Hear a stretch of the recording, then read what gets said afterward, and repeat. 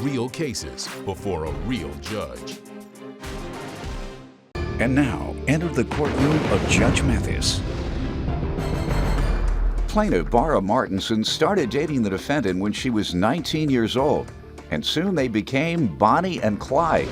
Bara says after the defendant's company was raided by the federal government, they fled the country.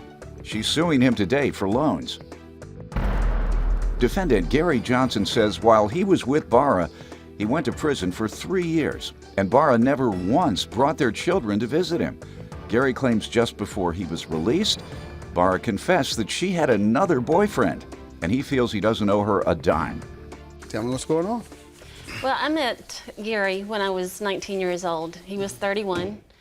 I was young, naive. At first, everything was great. Where'd you meet him? Houston, Texas, at a nightclub. Okay. He was actually a friend of a friend. Everything was fun. The limousines and the Corvettes and the resorts and the nightclubs and all that stuff at first. And then not long after that, we were like Bonnie and Clyde. He had a marketing company that had gotten raided by the federal government. For what? Mail fraud is what he ended up being convicted with.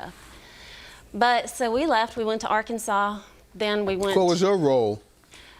I was just dating him. Oh, okay. Bonnie did a little more, I believe. Well, yeah. Bonnie. Yeah, I didn't kill anybody. No, So she y'all- did too, Your Honor. So She y'all was like part of it. Bonnie and She was all Clyde, in it. huh? She was there. You know, she Yeah. worked there. She didn't just, No, get I to did spend not the work money. there. Did you ever have a warrant on you? No, sir, I didn't. All right. Well, I kept that from happening. No, you're softer than Bonnie. Bonnie was hardcore. She had warrants, dead or alive. All right. He got in trouble and you all fled? We fled. We went to Arkansas, Florida, Puerto Rico, Jamaica. Wow. We You did. obviously took the money with you. Wow. Okay, go ahead. Well, when we were in Jamaica, I realized that I was pregnant, and it was Negril, Jamaica. It was very rustic. Negril? Negril. Isn't that the nude beach or something? They do have, yeah, it did have a nude beach. I woke up that morning, walk outside, and I'm like, everybody's naked out here. So that was a little uncomfortable at first, but and then I realized I was pregnant, and Now seriously, I gotta get this clear. I really never understood, and I don't want to sound like I'm immoral or anything, some type of sex addict. I am. But you are. But I never understood what happens with men on nude beaches when they walk by nude women. Something happens, I think. I mean, doesn't it look odd? All these men walking around. well, That just sounds odd to me. if you saw some of Is the that things, what you see? If you saw some of the things that I saw, it was. All right, you might not, but I would assume men who may have seen you or other women that they might. Oh, I wasn't It naked. was clothing optional. You didn't. Everybody wasn't. All right, but naked, the people who were naked.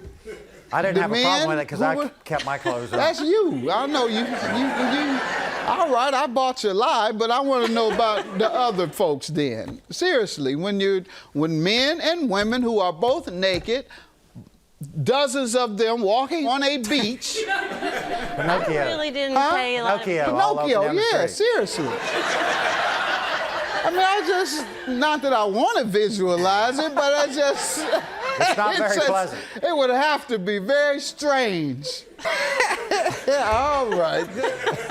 And does every man like that, or just some men? That would be the biggest problem. Some men aren't, and some men are. But he's a freak. This isn't that type of beach. It goes both ways. So. All right, you go both. I said no. That's too much information. All right, let's leave that alone. We've gone far enough. Go ahead, I go ma'am. one So way. you all were in Negril, Jamaica. We were. I realized I was pregnant, and the doctor's office there was like a tiki hut, and there was no way that I was going to have a baby there. So I told Gary that I was going back home. He could stay there or do whatever he wanted to do, but I was going home. So we both left, went back home. He went through court and all that. He ended up with a supervised release, I believe it was. And Gary's he's... Why did you all break up? He's verbally abusive. He's an alcoholic. He is even more obnoxious when he's drinking. When did you all break up? 2005. And what happened in that instance? Well, it was my last straw. Really, it was Hurricane Katrina had come through. The house was ruined, and he didn't even want to move the soggy furniture out of the house. I'm like, well, we have to. He's like, well, we can't live here. I'm like, well, there's nowhere else to live.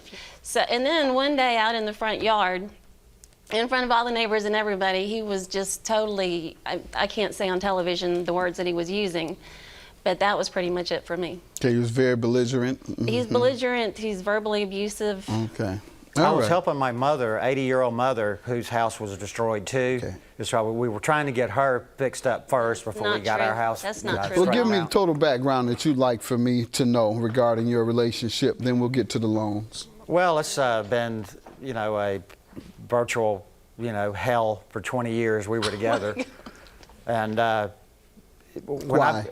She didn't finish the story. I had got supervised release, but then another thing came up, and I went to prison for 3 years. While I was in prison, I hope you didn't walk around nude there. But there was a whole lot of There people wouldn't in be there walking anything- around nude. It wouldn't you know have been what I mean? anything like in the grill, doctor. It was a whole lot worse than the grill. Go ahead. But at any rate, I did the 3 years. I got out. While I was in prison, she not once brought the kids to come and see me.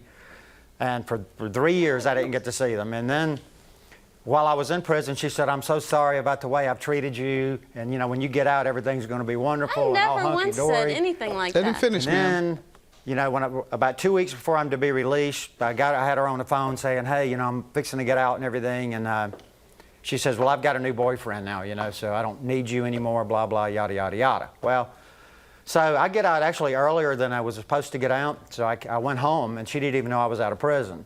And I came home, my dad and mama brought me over to the house that my mom and dad had rented for her to live in with our 2 kids while I was in prison, and gave her a Cadillac to drive around in. And I played with the boys, it was so good to see them, and they were like, Daddy, Daddy, And the little young one, Dusty, he didn't even recognize So me. what happened? Your son didn't recognize you. Yeah, because he hadn't saw. He was just a baby Gotcha. anyway, when I went to prison. So what occurred? So she come home, and I told her, I said, hey, you could tell she was very surprised. And I said, hey, I haven't driven a car in 3 years. I love cars. I said, give me the keys to that car. I want to go for a ride. She wouldn't give me the keys. I chased her outside the front yard. She got in the car and hauled tail. I had to go to work. And that evening, she wrecked the car, totaled the vehicle. And so it's just been downhill from there. I don't sound like I'm immoral or anything, some type of sex addict. I am. But you are. But I never understood what happens with men on nude beaches when they walk by nude women. Something happens, I think. I mean, doesn't it look odd? Plaintiff Bara Martinson is suing her ex-boyfriend, who claims while he was serving a 3-year prison sentence, Bara started dating another man. Tell me about the loans you're suing him for. He had borrowed $2,000 from me. It was When? It was May of last year. All right. It was actually Mother's Day. Mother's Day he took from you. He did. He did. Go He ahead. hounded me the entire day. It was to buy, it's called a deuce and a half. It's a military vehicle for my son. For your son? He borrowed $2,000 All right. to buy this military When was he to vehicle. repay it? He was his mother had passed, and he was expecting an inheritance. Has he paid anything? Not a dime. All right. And how do we get to the other $1,800? He was about to lose his house. I felt sorry for him, like I have so many other times. I mean, he's a con man. He's talked me into doing lots and lots of things throughout the years. Okay. And so I loaned him the $1,800 so that For he what wouldn't lose and his when? house. It was October Okay. of this last year. All right. When was he to repay you? Within 3 months. Has he? No, not a Sir? dime. Let me give you a little circumstance here. I borrowed money from her with the intentions of never paying her back. I felt like it was a called way. fraud. I felt like Yes. You're trying to go back to prison. He's a con man. You're gonna It get was the on only way I national was- television and say, Your Honor, I committed fraud. I defrauded her intentionally. I'm a family man in prison, and I got to go back and see my family. That's not true, Your Honor. That's not the way it Well, went. why You're would a con you man. sit here and tell us you defrauded her? But go ahead. After I got out of prison, she went on to, she was constantly in bars. She was a bartender. She met all these different guys.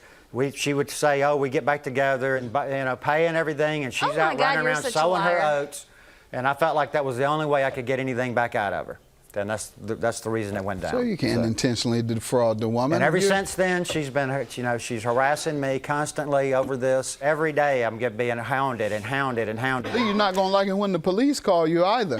Right. You're not going to prosecute him criminally, are you? You just No. get your money back and that's fine. That's all I wanted, my money back. $3,800 for the plaintiff. Sir, you expose yourself to criminal prosecution. It's called fraud. You defrauded her out of $3,800 by telling her it was a loan when you never intended to repay her. You misrepresented what you said you were to do. Have a good day. $3,800 for the plaintiff.